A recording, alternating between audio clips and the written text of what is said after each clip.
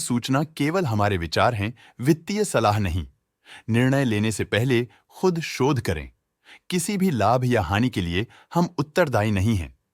आज हम देख रहे हैं मेट्रो ब्रांड्स लिमिटेड के 2025-26 Q1 की standalone financial performance. Starting with the sales, पिछले क्वार्टर से सेल्स में -2.5% का डिक्रीज हुआ है, मगर कंपनी ने पिछले साल के मुकाबले 9% का सेल्स इंक्रीज रिपोर्ट किया। Expenses -3.5% quarter on quarter decrease हो गए हैं, जो साल भर के 10% के राइज के साथ अलाइन करता है। एक्सपेंसेस में डिक्रीज अच्छा है, लेकिन सेल्स में डिक्रीज निराशा की बात है। ऑपरेटिंग प्रॉफिट, जो पिछले साल के कंपैरिजन में 7% अप हुआ है, quarter on quarter around -1% decrease हुआ है।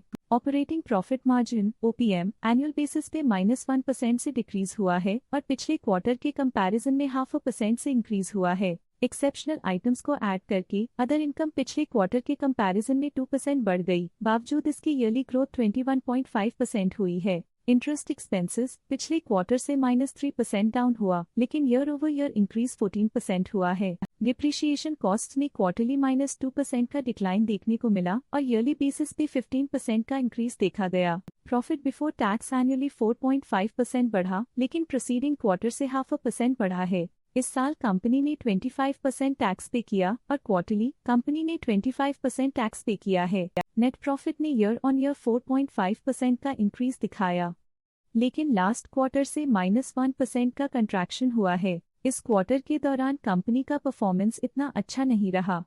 नेगेटिव नेट प्रॉफिट लॉसेस को इंडिकेट करता है। वहीं अगर एनुअल एनालिसिस की बात करें तो इस साल कंपनी का परफॉर्मेंस ठीक रहा। अर्निंग्स पर शेयर EPS में साल भर में 0% का इंक्रीज देखा गया, लेकिन क्वार्टरली में 1% की गिरावट भी नजर आई। इस क्वार्टर में कंपनी का EPS इतना अच्छा नहीं रहा। नेगेटिव प्रॉफिट कमजोर एफिशिएंसी को दिखाता है। मेट्रो ब्रांड्स लिमिटेड के फाइनेंशियल स्नैपशॉट को रिव्यू करते हुए कुछ मुख्य ट्रेंड्स सामने आए हैं, जो कंपनी की परफॉर्मेंस पर रोशनी डालते हैं।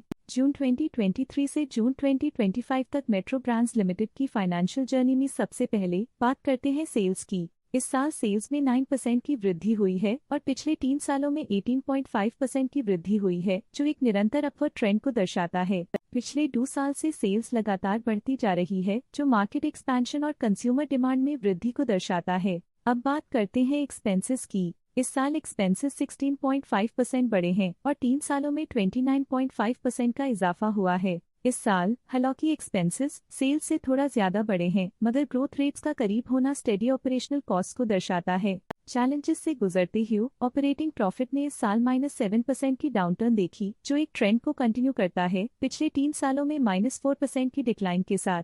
इस साल ऑपरेटिंग प्रॉफिट में कमी आई है, लेकिन पिछले साल की वृद्धि रेजिलियंस को दर्शाता है, जो एक अस्थायी मंदी को संकेत करता है। कठिन दौर से गुजरते हुए नेट प्रॉफिट में इस साल -21% की गिरावट आई है, जो पिछले 3 सालों में -6% की गिरावट के साथ चुनौती पेश करता है। इस साल नेट प्रॉफिट में आई कमी के बावजूद पिछले साल की पॉजिटिव वृद्धि एक अस्थायी मार्केट एडजस्टमेंट को दर्शाता है। EPS के लिए रास्ता कठिन रहा है। इस साल EPS -43% डिक्रीज हुआ और पिछले 3 सालों में कुल मिलाकर -32% की गिरावट हुई है। इस साल EPS में कमी आने के बावजूद पिछले साल की ग्रोथ कंपनी की मजबूत परफॉर्मेंस को अंडरलाइन करती है। चलिए अब बात करते हैं शेयर होल्डिंग पैटर्न की। मेट्रो ब्रांड्स की शेयर होल्डिंग रिपोर्ट्स कुछ इस प्रकार की हैं, जो अननोन 2025 के तक चलता है। ये रिपोर्ट कंपनी के शेयर्स की डिटेल्ड जानकारी देता है, जिसमें promoters, promoter groups, foreign investors, public investors और सरकारी एंटिटीज शामिल हैं। प्रमोटर्स शेयर होल्डिंग 2025 के में 71.88% से 2025 के में 71.87% तक डिक्रीज हो गया। ये डिक्रीज दिखाता है कि इस टाइम पीरियड में कंपनी पे प्रमोटर्स का कंट्रोल कमजोर हुआ है। पब्लिक हेल्थ शेयर्स का परसेंटेज 2025 के में 17.3% से 2025 के में 17.09% तक डिक्रीज हो गया। इस डिक्रीज से साफ है कि इस टाइम पीरियड में कंपनी में पब्लिक का हिस्सा डिक्रीज हुआ है।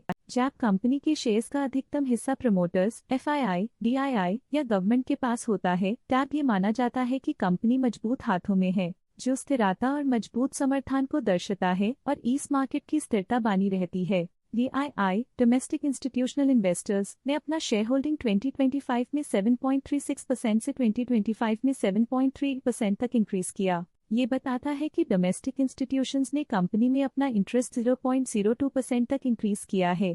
FII, फॉरेन इंस्टीट्यूशनल इन्वेस्टर्स ने अपना शेयर होल्डिंग 2025 में 3.46% से 2025 में 3.66% तक इंक्रीज किया। ये बताता है कि फॉरेन इंस्टीट्यूशंस ने कंपनी में अपना इंटरेस्ट 0.2% तक इंक्रीज किया है। ये था कंपनी का करंट शेयर होल्डिंग पैटर्न। अब नजर डालते हैं मेट्रो ब्रांड्स की स्टॉक रिकमेंडेशन पे। लोटस स्टॉक का करंट प्राइस 1241.6 रुपीस चल रहा है। EMK ग्लोबल फाइनेंशियल सर्विसेज ने स्टॉक की बाय रिकमेंडेशन दी थी। उन्होंने स्टॉक का टारगेट प्राइस 1400 का अनुमान लगाया था। रिकमेंडेशन के समय स्टॉक का प्राइस 1149.2 चल रहा था, जो करंट प्राइस से 22.6% अप है। प्रभुदास लिल्लाधर ने स्टॉक की होल्ड रिकमेंडेशन दी थी। उन्होंने स्टॉक का टारगेट प्राइस 1195 का अनुमान लगाया था। रिकमेंडेशन के समय स्टॉक का प्राइस 1209.75 चल रहा था, जो करंट प्राइस से -0.4% डाउन है। मोतीलाल ओसवाल ने स्टॉक की बाय रिकमेंडेशन दी थी। उन्होंने स्टॉक का टारगेट प्राइस 1525 का अनुमान लगाया था। रिकमेंडेशन के समय स्टॉक का प्राइस 1198.45 चल रहा था, जो करंट प्राइस से 24.5% अप है। आज के लिए फाइनेंशियल सेक्टर में इतना ही। देखने के लिए धन्यवाद। स्टॉक लेटेस्ट न्यूज अपडेट के लिए चैनल को सब्सक्राइब करें और वीडियो को लाइक एंड शेयर करें।